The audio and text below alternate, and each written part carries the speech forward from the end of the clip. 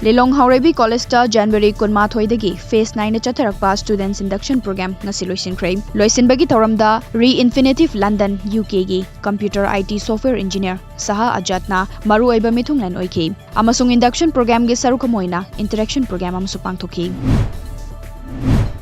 Jati gi mapa Father of the Nation haina khangnaba Mahatma Gandhi gi humfutara humdoi suba laikhidabagi thoram ngasi leibak sinba thungna pangthoknakhre. Thoram asi Matias Day haina pangthoknari. Panbayai haukiba sok lising amaga chamapan nifunipan gi numit asida Mahatma Gandhi asi nongmaina kaptuna assassinate tawkhi.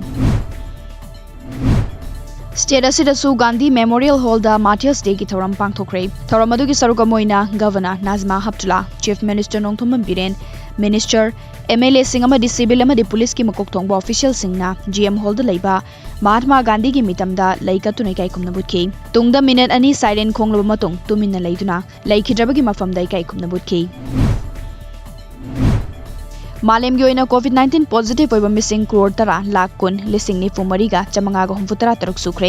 Laina asina maram oiduna laikhidaba missing na lakh kuni thoi lising taruk mautra ma thoi sukre. India gi oina hojik fabuda positive oiba mioi crore ama lakh taret lising kun nifunipan sukre madi laikana bang amdana COVID-19 na maram oiduna laikhidaba mioina lakh ama lising yang mari ga tara sukre.